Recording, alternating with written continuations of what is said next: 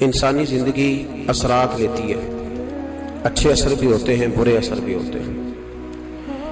انسان کو موسم کا اثر بھی ہوتا ہے، انسان پر اس کے خاندان کا اثر بھی ہوتا ہے، انسان پر صحبت کا اثر بھی ہوتا ہے۔ بالکل اسی طرح انسان پر اس کی نیکی کا اثر بھی ہوتا ہے اور گناہوں کا اثر بھی ہوتا ہے۔ نیکی دل کو سکون دیتی ہے، گناہ انسان کو پریشان کر دیتے ہیں۔ نیکی اللہ کی رحمت کو متوجہ کرتی ہے۔ پھر حالت یہ ہوتی ہے کہ انسان اپنی ان پریشانیوں کا حل کہیں اور ڈھونڈتا پھرتا ہے، حالانکہ جب گناہوں کی بیماری لگے تو اس کی شفا توبہ میں ہوتی ہے، اس کا حل اللہ کے حضور معافی مانگنے میں ہوتا ہے، پہچاننے میں ہوتا ہے کہ مجھ سے کہاں غلطی ہو گئی، کس جگہ جا کے کمزوری میں نے دکھائی۔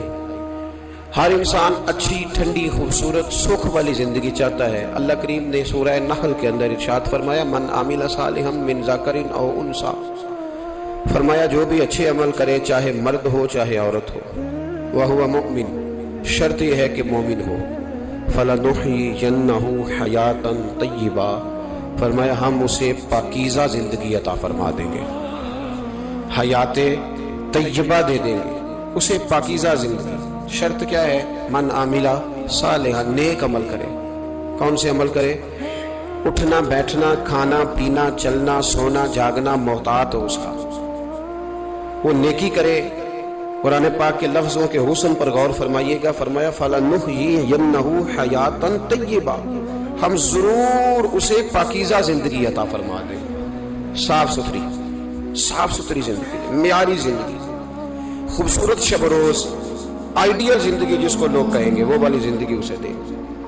اور دوسرے مقام پر سورہ طٰہٰ کی آیت نمبر 124 میں فرمایا وَمَنْ أَعْرَضَ عَنْ ذِكْرِي، جو ہمارے ذکر سے منہ پھیرے گا، جو ہمارا کھا کے چہرہ کسی اور طرف کرے گا، جو چلے گا ہماری زمین پر لیکن توجہ کسی اور طرف ہوگی، آسمان کی چھت ہماری بنائی ہوئی لیکن اس کے خیالات کہیں اور ہوں گے، فَإِنَّ لَهُ مَعِيشَةً ضَنْكًا، فرمایا ہم اسے تنگ زندگانی عطا کر دیں، اس کی زندگی تنگ ہو جائے گی، اس کی معیشت تنگ ہو جائے گی۔ گناہ زندگی کو تنگ کر دیتے ہیں، نیکی زندگی میں آسانی پیدا کرتی ہے۔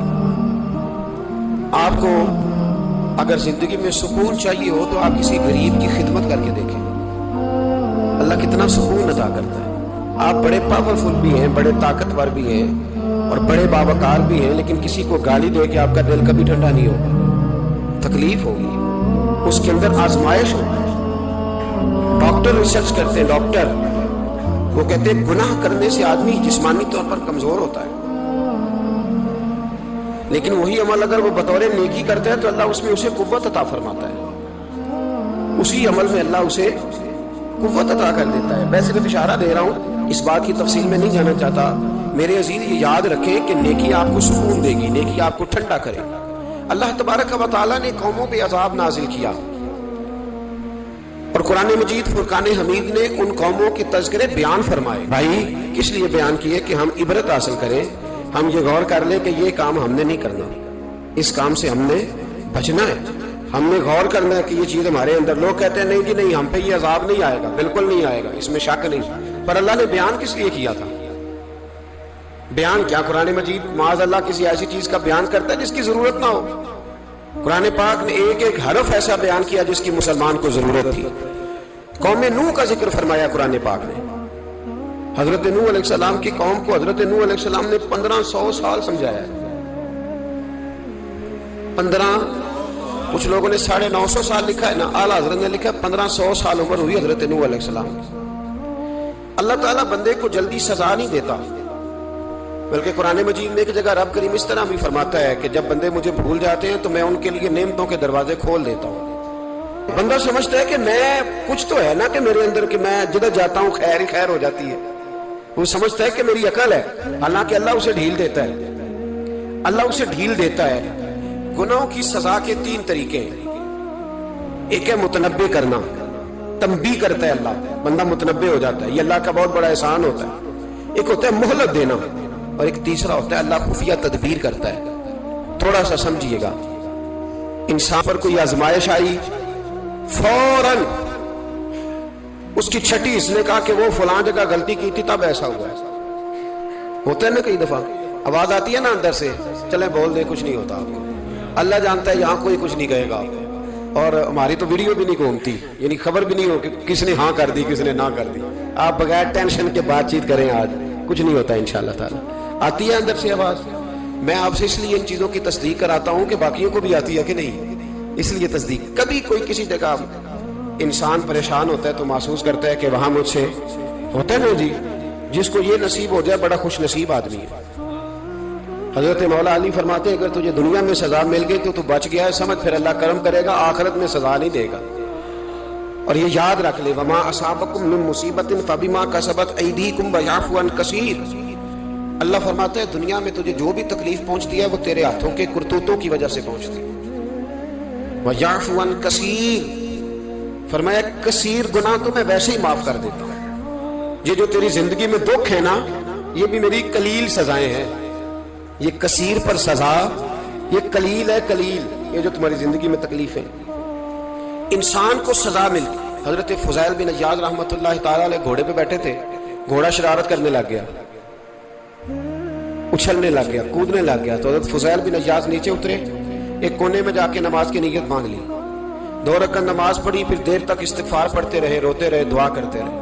واپس آئے, خادم عرض کرنے لگے حضور سمجھ نہیں آئی, گھوڑے نے تھوڑی سی شرارت کی, وہ بدکا ہے, آپ نے اس کو چھوڑا ہے اور چھوڑ کر کے آپ نماز میں لگ گئے. تو حضرت فضیل بن عیاض فرمانے لگے جب بندہ اللہ کی نافرمانی کرتا ہے نا تو جو چیزیں اس کی فرما بردار ہوتی ہیں وہ اس کی نافرمانی کرنے لگ جاتی ہیں. تو مجھے محسوس ہوا تھا کہ میں نے کہیں اللہ کی نافرمانی کی ہے, اس لیے ایسا ہوا ہے کہ میرے گھوڑے نے میری, تو میں توبہ کرنے لگا ہوں. اور آپ دیکھتا ہوں بیٹھ کے بھلا کیا ہوتا ہے, میں نے سچی توبہ, حالانکہ مجھے یاد نہیں کہ میں کہاں بولا, پر کھری اور سچی توبہ کی. دوبارہ گھوڑے پہ بیٹھے تو گھوڑا بالکل صحیح ہو کے ساتھ چلنے لگ گیا. میرے بھائی جب یہ تنبیہ ہے اللہ کی طرف سے, یہ متنبہ کیا جاتا ہے کہ تو بعد آ جا. بہت ساری جگہوں پہ انسان کو وقتی طور پر اگر سزا مل جائے, نبی پاک علیہ السلام کی خدمت میں ایک صحابی آئے, بات مضبوط کر دوں, واقعہ سنایا ہے نا تو کچھ لوگ سمجھتے ہیں کہ یہ واقعہ ہے, تو میں ایک حدیث پاک امام بہقی کی لکھی ہوئی عرض کرتا ہوں. نبی پاک علیہ السلام کے ایک صحابی آئے اور ان کا سر پھٹا ہوا تھا, خون بہ رہا تھا. سرکار نے فرمایا کیا ہوا؟ عرض کی حضور ایک عورت جا رہی تھی, میری نظر پڑی, ابھی نظر پڑی ہے کہ میرے آگے ستون آ گیا تو میرے سر پہ لگ گیا. نبی پاک صلی اللہ علیہ وسلم نے فرمایا تیرے لیے خوشخبری ہے, اگر دنیا میں تیری غلطی کی تجھے سزا ملی ہے تو پھر رب تجھے قیامت میں سزا نہیں دے گا. پھر اللہ قیامت میں سزا, بعض گناہ ایسے ہیں جن کی یہاں بھی سزا ملے گی اور وہاں بھی ملے, لیکن میرے بھائی پہلی بات یہ ہے کہ اللہ تعالیٰ اس غلطی کی یہی سزا دے لے, اور دعا فرمائے اللہ تبارک و تعالیٰ یہاں بھی معافی عطا فرمائے, وہاں بھی معافی عطا فرمائے, اللہ درگزر ہی فرمائے. لیکن میرے بھائی ایک تو یہ سزا, ایک سزا یہ ہوتی ہے کہ انسان جب گناہ کرنے لگتا ہے تو اللہ نعمتوں کے دروازے کھولتا ہے, مہلت دیتا ہے. 500 سال تک فرعون کو مہلت دی. کتنے؟ یہاں جو 5 سال حکومت کر لیتا ہے وہ کہتا ہے سب سے قابل میں ہی ہوں, مجھے مہلت جو ملی ہوئی ہے. 500 سال مہلت دی اللہ تعالیٰ. اور فرعون کی قوم پر پتہ عذاب کس طرح کیا ہے, ٹڈیاں مسلط کر دی اللہ نے. یہ گھومتی نہیں چھوٹی سی, ہم اپنی زبان میں اس کو کچھ لوگ مختلف ناموں سے یاد کرتے ہیں, کوئی مکڑی کہتا ہے, کوئی کچھ کہتا ہے. مسلط کر دی, جاتی نہیں. ان پر بنی اسرائیل کے ان مقابل جو فرعون کی قوم تھی ان پر الزام اس طرح کا عذاب آیا کہ مینڈک مسلط کر دی اللہ تعالیٰ. برتن کھولتے تھے اندر مینڈک نکلتا تھا, دنیا کی ہر دوائی استعمال کرتے تھے لیکن مینڈک نکل آتا تھا. تھوڑا سا سمجھا کریں چیزوں کو, ہمارے رنگ نہیں زیادہ گورے کہ ہم پر عذاب نہیں آتا. کوئی بہت زیادہ اللہ تعالیٰ معاف فرمائے دولت نہیں جمع کرا بیٹھے شاہی خزانے میں کہ ہم سے پوچھا نہیں جائے گا. یہ مہلت ہے, مہلت کو مہلت سمجھو. پھر جب پکڑ آتی ہے نا اللہ کریم کی, میں نے دیکھا ہے کروڑوں روپیہ, 6 اولادیں. ایک شخص کے بچے باہر سے آ رہے تھے, وہ بندہ بیمار تھا, مجھے کہنے لگا حضرت جی دعا کریں میں ان کے آنے سے پہلے مر جاؤں ورنہ آ کے مجھے مار دیں گے, دعا کریں. اتنی بے سکونی, کروڑوں روپیہ پڑا تو یہ عذاب نہیں؟ کوئی ضروری ہے کہ پتھر ہی برسیں گے تو سمجھ آئے گی؟ یہ جو سگا بیٹا بوڑھے باپ کے قریب سے گزر جاتا ہے, سلام نہیں لیتا تو اس کو عذاب نہیں سمجھتے؟ یہ جو امت کی بیٹیاں, امت کی بچیاں, ہماری بچیاں ایک سال کے اندر 75 76 हज़ार बच्ची एक एक डिवीजन से भाग के शादी कर रही है और एक एक सूबे से, तो इसको आप अल्लाह का अज़ाब नहीं समझते? ये मामूली बात है? नहीं हमारे रंग हो रहे, हम बड़े स्मार्ट हैं। 1500 साल मोहलत दी नूह अलैहिस्सलाम की कौम को। कितने साल? बोल के बताइए, बोल के दोबारा बोलिए। 1500 साल। कोई आदमी अपनी स्मार्टनेस पे खुश ना हो जाए कि 20 साल हो गए, मैं तो नाफरमानी भी कर रहा हूं, रोटी भी पक रही है, मैं तो हराम भी खा रहा हूं, फिर भी सब ठीक है। 1500 साल मोहलत दी। फिर हजरत नूह कहने लगे, अल्लाह मैंने तो बड़ा समझाया, नहीं बाज आते। तो रब करीम ने फरमाया कश्ती बनाओ। अल्लाह के पैगंबर कश्ती बनाने लगे तो कौम मजाक उड़ाने लगे। अब क्या करने लगे हो? अब कश्ती बनाने लगे हो, खैर तो है, कौम मजाक उड़ा रही है। हजरत नूह अलैहिस्सलाम का आपने कश्ती बनाई, पानी कहां से निकला? ना बारिशें हुई, ना सैलाब आए, एक तंदूर था, उसके अंदर से पानी निकलना शुरू हो गया। कभी तंदूर से भी पानी निकला है, पर जब निकालने वाला चाहता है तो वहां से भी एक तंदूर से पानी निकला। इतना निकला, इतना निकला, इतना निकला कि कौम सारी डूब गई। कुरान मजीद के सफहात शहादत देंगे कि हजरत नूह की कौम का बच्चा बच्चा बह गया, बचे सिर्फ वो थे जो हजरत नूह के साथ हो गए, तबाह हो गई। अल्लाह बेनियाज है, बेनियाज। 1500 साल मोहलत मिले और तू फिर भी कहे रब बड़ा करीम है, माफ कर देगा। 1500 साल मुझे गुंजाइश दे और तू कहे कोई नहीं, बात माफी मिलनी चाहिए अभी भी। मेरे भाई, हजरत सालेह अलैहिस्सलाम की कौम, हजरत सालेह ने तबलीग शुरू की तो कहने लगे पहले मौजज़ा दिखाओ जी। आज तो ना लोग मौजज़े मांगते हैं, आज भी लोग करामते और मौजज़े, अल्लाह माफ करे, जो चीजें मौजज़ा तो हो नहीं ना सकता, लेकिन आज भी लोग, आप यकीन करें, कहते हैं ये बड़ी नमाजें पढ़ता है तो फिर बख्शा क्यों नहीं गया, फिर क्यों नहीं मन्नो सलवा क्यों नहीं उतरा इस पर, फिर मैं भी उसी तरह ही हूं, क्या इसके अंदर खूबी आ गई? मौलवी भी वैसे ही है, सूफी भी वैसे ही है। लोग मांग नहीं रहे, लोग दलीलें मांग नहीं रहे, अभी भी लोग बहस नहीं करते। क्या फर्क आ गया जी? वैसे ही है सारे। अल्लाह ताला से डरना चाहिए। हमें सामने वाले की तरफ देखकर सही होने का हुक्म नहीं है, हमें अपनी इस्लाह का हुक्म है। अपनी तरफ देख के अपने आप को ठीक करने का। इल्जाम लगा के गुजर जाना, इसका कोई मतलब सुनो और याद रखो। हजरत सालेह अलैहिस्सलाम से कहने लगे पहले मौजज़ा दिखाएं, तो हजरत सालेह अलैहिस्सलाम ने फरमाया ऊंट कहां से पैदा होते हैं? कहा ऊंटनी के बतन से। फरमाया आओ मैं तुम्हें पहाड़ के अंदर से ऊंटनी पैदा करके दिखाता हूं। कहां से? पहाड़ के अंदर से। हजरत नूह साथ लेके गए तो पहाड़ के अंदर से ऊंटनी निकली, और ऊंटनी भी गाभन थी, उसके पेट में बच्चा, और ऊंटनी इतना दूध देती थी कि सारी बस्ती दूध पी जाती थी, फिर भी दूध बच जाया करता था। लेकिन हजरत नूह अलैहिस्सलाम ने फरमाया तुमने देख तो लिया ये इसे, ये जितना दूध देगी रोटी भी उतनी खाएगी। एक दिन तुम सारे पानी पियोगे, एक दिन ये सारा पानी पिया करेगी। एक दिन तुम सारे बाकी जानवरों को घास खिलाओगे, एक दिन ये ऊंटनी, और ऊंटनी का नाम क्या? नाकत अल्लाह, अल्लाह की ऊंटनी। किसकी ऊंटनी? नाम क्या है? अल्लाह की। ये अल्लाह की ऊंटनी है। तो हजरत नूह अलैहिस्सलाम की ऊंटनी फरमाया इसकी बेदबी ना करना। बाज नहीं आए लोग, बाज नहीं आए, कहने लगे जी दूध देना तो ठीक है, पर ये जो सारा पानी पी जाती है ना, ये सही नहीं। ये जो सारी घास खा जाती है ये नहीं ठीक। दूध देना तो ठीक है पर ये नहीं सही। आपने फरमाया इसे कुछ न कहना, अल्लाह की ऊंटनी है। मैं कहा करता हूं उन लोगों ने नाकतुल्लाह की बेदबी की। हजरत नूह अलैहिस्सलाम की ऊंटनी की टांगे काट ली सालेह अलैहिस्सलाम की। और देखो अल्लाह बड़ा बेनियाज है, अगर पैदा करना जानता है तो हिफाजत करनी नहीं जानता।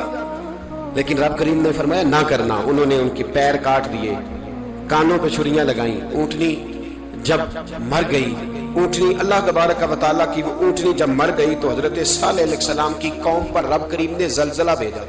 इज़ा ज़ुलज़िलतिल अर्दु ज़िलज़ालहा, जब जलजले आएंगे और जब उनका जलजला आना ठहर, जलजला आता है ना, क्या करती है कौम? ला इलाहा इल्लल्लाह, ला इलाहा इल्लल्लाह, कलमे जारी हो जाते। बल्कि एक दफा ऐसा भी हुआ कि मस्जिदों में ऐलान होने लगे जलजला आ रहा है। जो फजर के लिए नहीं उठे जलजले के लिए वो भी उठ गए। जिनका दावा है ना मेरी सवेरे आंख नहीं खुलती, उनकी लगी नहीं कितने घंटे, बाद में भी नहीं लगी। टीवी पे ऐलान होते रहे कोई नहीं आ रहा, सो जाओ चुप करके। लेकिन आंख लगी। मौत से तो डरता है, अल्लाह से डरता ही नहीं। मौत का खौफ है, रब का नहीं। जलजला आया, सारी कौम तबाह हो गई। बताओ अगर नाकत अल्लाह की गुस्ताखी हो तो अल्लाह नाराज हो जाता है, और अगर औलिया अल्लाह की हो اگر اولیاء اللہ کی ہو تو رب ناراض نہیں ہوتا؟ شرم نہیں آتی لوگوں کو داتا صاحب کی بے ادبی کرتے؟ شرم نہیں آتی لوگوں کو غوث اعظم کی گستاخی کرتے؟ حیا نہیں آتی جنہوں نے دین پھیلایا ان کی بے ادبی؟ میں درد سے کہتا ہوں، رو کے کہتا ہوں، اور اگر کلیجہ پھٹ سکے تو میں دکھاؤں زخم کتنے۔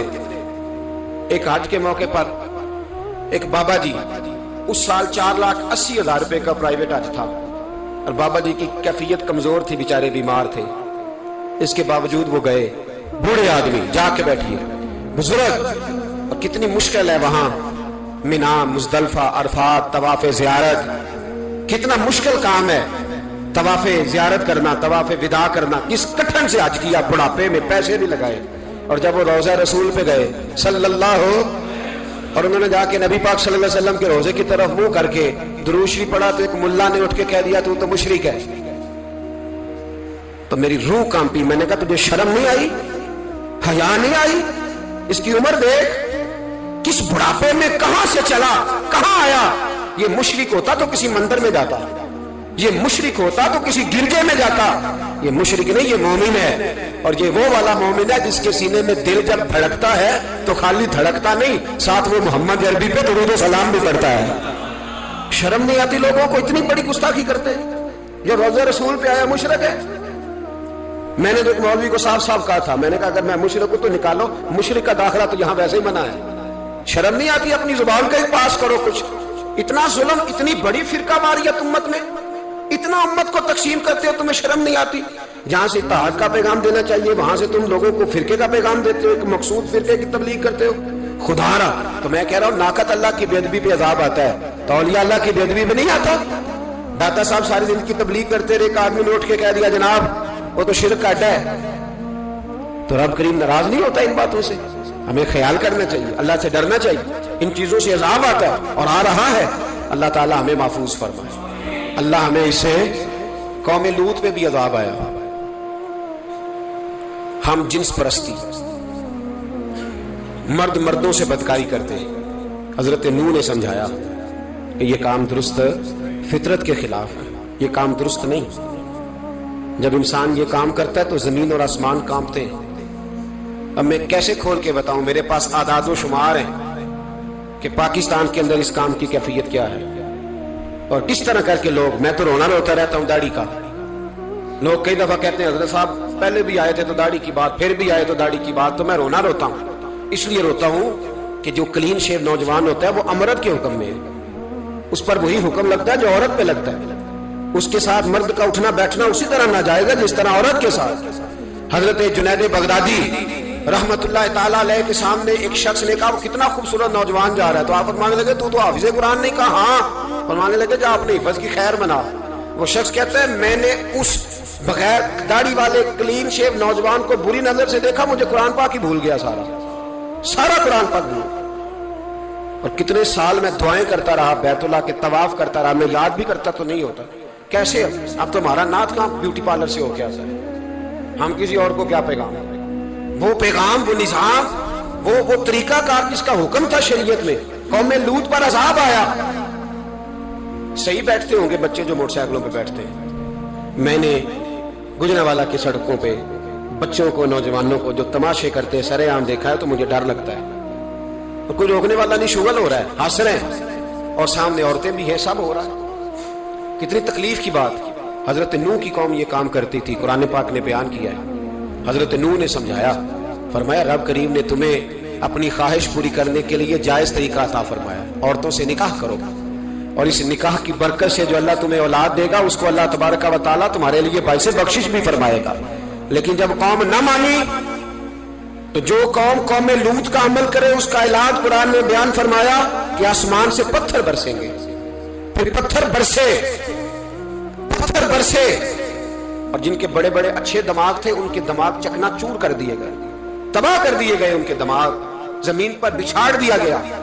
اللہ مہلت دیتا ہے، لیکن اس کا مطلب یہ نہیں کہ انسان توبہ ہی نہ کرے۔ حضرت شعیب علیہ السلام کی قوم پر بھی عذاب آیا، اس لیے کہ بددیانتی کرتی تھی، ناپ تول میں کمی کرتی تھی۔ میں نے کہا تھا شب قدر کی رات کہ یہ کوئی تماشا ہے کہ شب رات آئی تو ساری رات روتے رہے، یا اللہ معاف کر دے، یا اللہ معاف کر دے، رو رو کے چیخے مار مار روئے۔ شب قدر آئی تو پھر چیخے ماری، ساری رات روئے۔ تو جس بندے کا پروگرام ہی نہیں سویرے بدلنے کا، دکان پہ بیٹھ کے پھر وہی ناپ تول میں کمی. پھر وہ اللہ تعالیٰ معاف کرے، میں ایک مضمون پڑھ رہا تھا تو وہ فوڈ کے اسپیشل لوگ میں لکھا تھا مہربانی کرو ملاوٹ ہی اچھی چیز کی کر لو. مرچ میں کیری تو نہ ملاؤ اینٹوں کی، وہ تو بیمار کرتی ہے، وہ تو خون کی آنتوں کو روک دیتی ہے. وہ کہنے لگا اور وہ کہتا ہے میں تمہیں بتاتا ہوں کون کون سی چیز ملائی جا سکتی ہے، وہ ملا لو. خدا را اس قوم پہ رحم کرو مہربانی. ایک دوست ہے ہمارے، میں وزیر آباد میں ان کے گھر بیٹھا تھا تو ایک میڈیکل، میرا کسی شخص پہ اعتراض کرنے کا میں مجموعی بات کرتا ہوں. میں ایسے ڈاکٹروں کو جانتا ہوں جو اللہ تعالیٰ فضل کرے سچ مچ کے نیک ہیں، اچھے لوگ. تو بچے کا میڈیکل سٹور ہے تو والد بیمار ہو گیا تو کہتا ہے ابا جی ڈاکٹر صاحب نے کہا آپ کو ڈرپ لگنی ہے. تو سگے باپ کو ڈرپ لگانے لگا تو باپ کیا کہتا ہے پتر تیری مہربانی مینوں کوئی اصلی لائی وہ نہ لائی جڑی لوکاں نوں لانا ہے. اب وہ پیار سے سنا رہا ہے بات. میں نے اسے کہا کہ یہ تو ڈوب مرنے کا مقام ہے نا، ڈوب مرنے کا مقام کہ جس ملک کے اندر دوائی بھی صحیح نہ بکے، اصلی نہ ملے دوائی بھی، اور پھر وہ قوم کہے کہ ہم نے تو پورے روزے رکھے، ہم نے تو بڑا صدقہ اور خیرات کیا، دوائی بھی اصل نہ ملے. جناب شعیب علیہ السلام کی قوم ناپ تول میں کمی کرتی تھی تو اللہ تبارک و تعالیٰ نے ان پر بتا عذاب کس طرح کا بھیجا. شدید گرمی ہوئی، اللہ ہمیں محفوظ فرمائے. سارے آمین کہہ دیا. دیکھیں کتنا اچھا موسم کر دیا رب کریم. اللہ ہمیں محفوظ فرمائے، اللہ رحمت فرمائے. شدید گرمی کی لہر آئی، باہر اتنی گرمی ہوئی کہ لوگ اپنے گھروں میں گھس گئے. جس طرح سورج کی شعائیں گھروں کے اندر داخل ہو جاتی، اس طرح گرمی کی لہر اندر داخل ہوئی. اور جس طرح کسی کو آگ لگ جائے تو وہ آدمی اچھلتا کودتا ہے نا، اس طرح یہ لوگ اچھلنے لگے اور اچھل کود کے مر گئے. جرم کیا تھا؟ ناپ تول میں کمی کرتے. حضرت داؤد کی قوم بھی تباہ ہوئی. جرم کیا تھا؟ ہفتے والے دن مچھلیاں نہیں پکڑنی تو یہ پکڑتے تھے. حکم ہے نا مسلمان کو نماز کے ٹائم کوئی اور کام نہیں کرنا، نماز پڑھنی ہے. میرا خیال ہے مسلمان تو فٹافٹ آ جاتے ہیں، سارے پہنچ جاتے ہیں نا مسجدوں میں. ہلکا ہلکا بول رہے ہیں آپ، کیوں نہیں پہنچتے؟ اگر حضرت سیدنا، اور پتہ انہیں سزا کیا ملی؟ اللہ نے فرمایا اس ٹائم عبادت کرنی ہے، کام نہیں کرنا، وقت نہیں ہے کام کا. انہوں نے مچھلیاں پکڑی، 12,000 لوگ تھے. پتہ مالک نے سزا کیا دی؟ بندر بنا دیا. اللہ کریم قرآن مجید کا پہلا سپارہ پڑھے، فجعلناها نکالا لما بین یدیها وما خلفها. اللہ فرماتے ہیں پچھلوں کے لیے بھی عبرت بنا دیا، بعد والوں کے لیے بھی عبرت، نشان عبرت بنا. بندر بن گئے، اور جو ان کے دوست جو بچ گئے تھے ان کے پیر چومتے تھے، روتے تھے. 3 دن بندر بن کے زندہ رہے. پھر اللہ نے سب کو اجتماعی موت دے دی.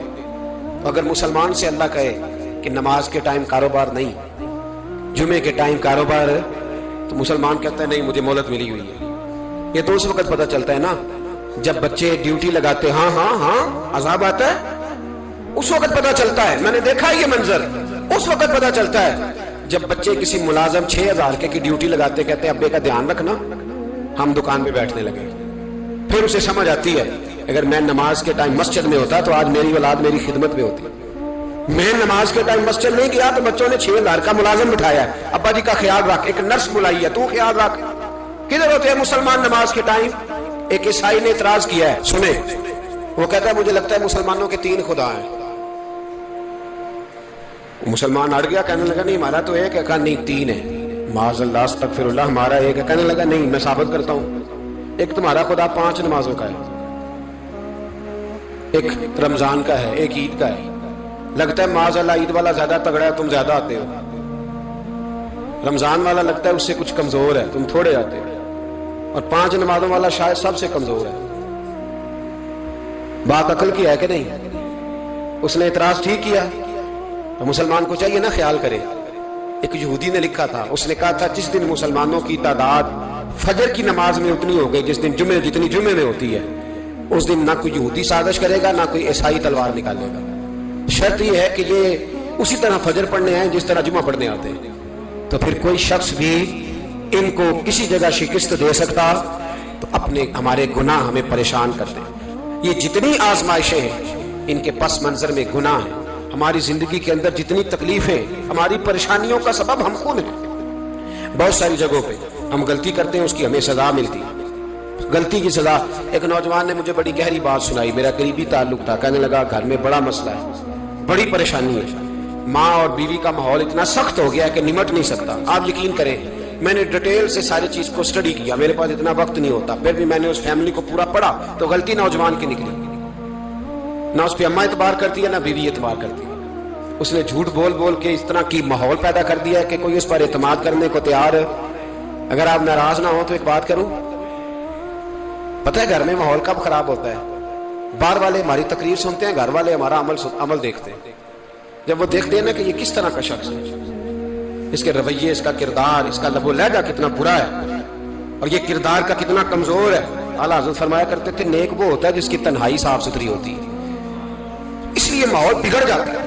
یہ جو ہم کہتے ہیں نا میرے سجن بڑے بنتے ہیں پھر ٹوٹ جاتے ہیں, کچھ لوگ ایسے ہوتے ہیں جو ان کے پاس جاتا ہے انہی کا ہو جاتا ہے. وہ کہیں اور کے قابل کیوں بھلا؟ اس لیے کہ ان کے کردار میں ٹھنڈک دیکھتا ہے, ان کے لب و لہجے میں مٹھاس دیکھتا ہے, اس شخص میں اتنی خوبصورتی دیکھتا ہے کہ اسی کا بن جاتا ہے. حضرت ابراہیم بن ادم کے پاس ایک نوجوان آیا, کہنے لگا میں گناہ کرنا چاہتا ہوں. فرمانے لگا بالکل کر, اللہ کا دیا ہوا رزق کھانا چھوڑ دے اور گناہ کر. کہنے لگا یہ نہیں ہو سکتا. فرمانے لگے چل پھر اس طرح کر, رب کی زمین پہ نہ رہ, کسی اور کی زمین پہ چلا جا. کہنے لگا یہ بھی نہیں ہو سکتا. فرمانے لگے چل اللہ کی چھت سے نکل جا. کہنے لگا یہ بھی نہیں ہو سکتا. تو آپ رو پڑے. فرمانے لگے پھر جناب اسرائیل جب آئیں تو ان سے کہنا مجھے 2-3 سال کی مہلت دے دے, پچھلی میری گناہوں میں گزر گئی, میں ذرا 3 سال عبادت کر لوں.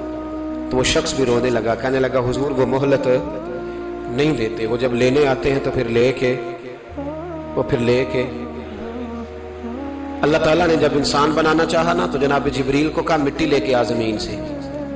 حضرت جبریل نے مٹی پہ ہاتھ ڈالا تو باقی کی مٹی رونے لگ گئی, اسے جدا نہ کر. تو جناب جبریل چھوڑ کے چلے گئے. حضرت میکائیل کو بھیجا, مٹی لا, مٹی پہ ہاتھ ڈالا تو باقی کی مٹی رونے لگ گئی, چھوڑ کے چلے گئے.